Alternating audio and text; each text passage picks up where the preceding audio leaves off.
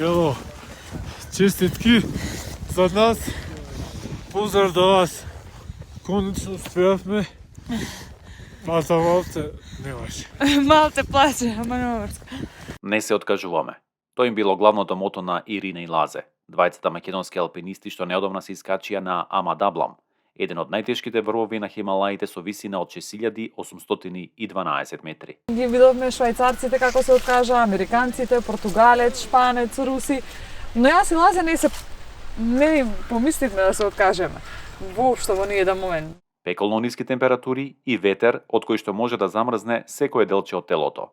Со тоа се соочиле пред самото искачување на врвот. Многу е ладно, немаме коментар. Многу снег има надвор и едноставно многу е ладно.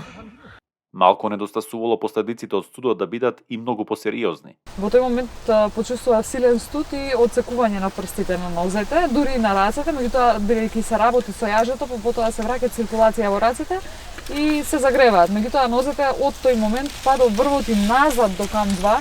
Наредните 10 часа јас не ги чувствував воопшто. Ево до згора се стимнува некој. Јас сум фиксирана тука.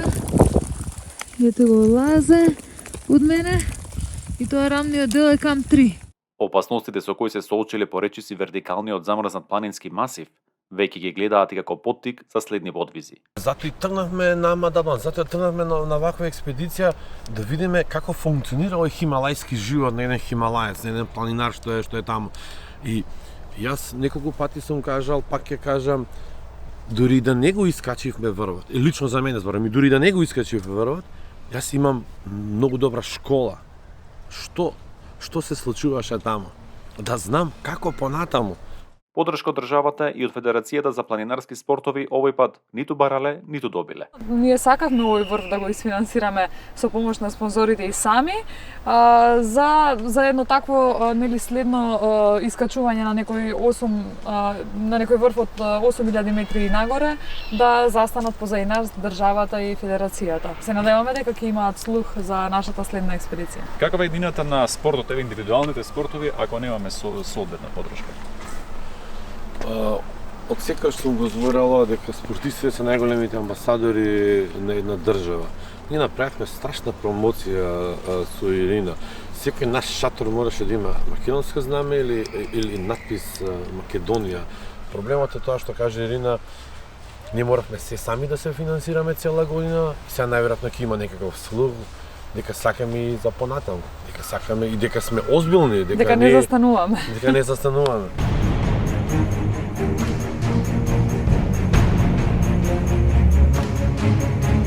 Ирина стана позната во јавноста откако по фустан го искачи кањонот Матка. Пораката и тогаш и сега и е дека жените можат да имаат успеси, доколку добијат поддршка. Не многу жени искачуваат, ниту алпски, ниту хималајски спортови, особено не македонки.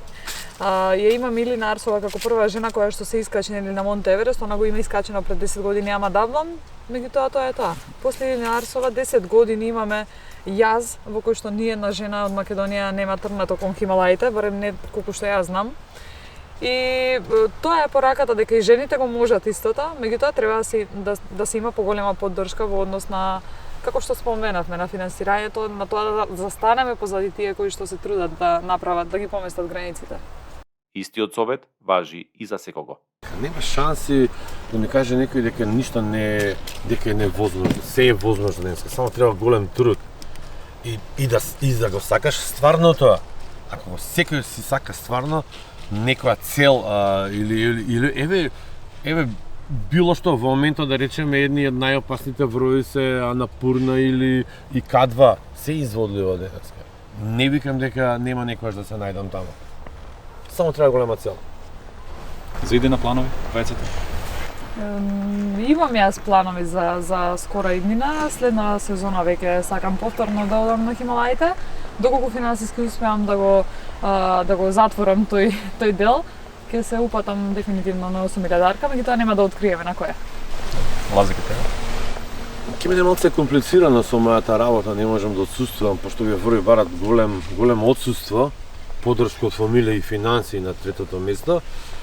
Така да јас секогаш ќе бидам сконцентриран септември, октомври, ноември последниот дел од годината и ја би сакал 8.000 арка нормално.